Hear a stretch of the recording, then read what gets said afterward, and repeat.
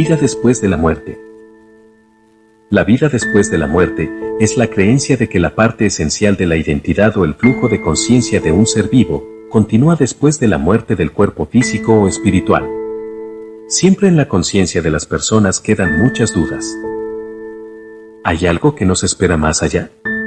¿Todo termina cuando el cuerpo deja de respirar y de cumplir sus funciones básicas? El teísmo, por ejemplo, se entiende generalmente como la creencia que afirma la existencia de por lo menos un ser creador del universo, que está comprometido con su control. La creencia en el cristianismo se basa en la idea de la resurrección. De acuerdo a lo escrito en los Evangelios, se tiene la creencia de que Jesucristo regresará a la tierra por segunda vez y resucitarán los muertos. Algunos para la vida eterna y otros para la condenación eterna. En el catolicismo se apoya también la creencia de la resurrección de los muertos, pero creen en la existencia de un purgatorio, donde las almas de los difuntos purgan sus pecados antes de su encuentro con Dios. Hay algunas religiones orientales en la que está arraigada la idea de la reencarnación. Una persona puede reencarnar en un conejito, dependiendo de su karma y su evolución.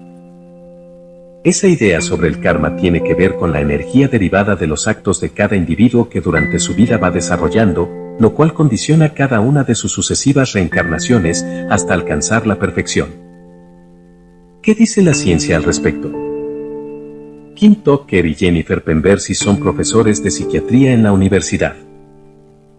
Tucker estudia las experiencias cercanas a la muerte y los niños pequeños que relatan recuerdos de una vida pasada.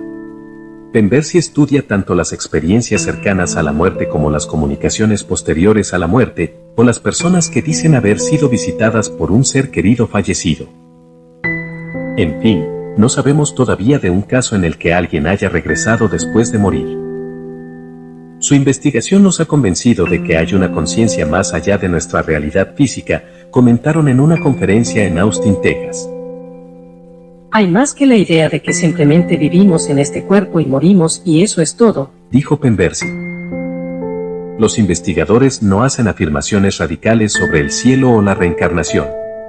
En cambio, su trabajo consiste principalmente en escuchar las historias de las personas, determinar si esas experiencias son creíbles y buscar patrones científicos. A continuación, te muestro casos sorprendentes que nos hacen pensar. ¿Hay vida después de la muerte? Noah Michelsen, quien trabajaba como editor, siempre tuvo interés en los temas sobrenaturales. A los 10 años estaba interesado en el trabajo de los médiums, que son personas que dicen ser el nexo entre los espíritus y quienes caminan en la tierra, pero conforme pasaron los años, el tema quedó en el pasado. Hasta que 2 años y medio después de la muerte de su padre, un vidente le dio un mensaje de su parte. Cuando Michelsen cumplió 28 años, su padre fue diagnosticado con cáncer de pulmón. 2 años y medio después, Michelsen se encontraba trabajando en una revista y tuvo la oportunidad de entrevistar a un médium. Y lo que le dijo realmente le sorprendió. Michelsen esperaba que el vidente le hiciera preguntas, pero en lugar de eso le dio una descripción muy precisa de su abuela, quien decía que estaba justo detrás de él. Luego, durante la lectura habló de personas que podrían haber sido sus parientes fallecidos. En ese momento, el hombre le dijo que detrás de su abuela estaba quien parecía ser su padre. Michelsen fue asaltado por muchas dudas. ¿Sería posible que su padre estuviera en ese lugar? ¿Podría ser realmente mi padre? ¿Podría el fantasma de su padre salir de donde estaba para venir a dejar un mensaje? El mensaje fue el siguiente. Dile a Ruth que la amo. Ya puede deshacerse de todas mis corbatas, es tiempo de soltar. Noah Michelsen explicó que el segundo nombre de su madre es Ruth, y que ella se había rehusado a deshacerse de la colección de corbatas de su marido. Sonia Maquette, de 64 años, de Gorleston, Norfolk, quien es maestra de educación, contó lo siguiente. Mi difunto esposo Tony no creía en la vida después de la muerte, pero él siempre decía en broma que si fallecía antes que yo, me avisaría. Estuvimos casados durante 37 años cuando le diagnosticaron un tumor cerebral terminal. Fue muy difícil para los dos. Le daban miedo las sombras en nuestra habitación y le compré una luz de mesita de control táctil, y le daba seguridad. Su marido murió en diciembre de 2010. Unos meses después, ella estaba acostada en la cama y su lámpara se encendió.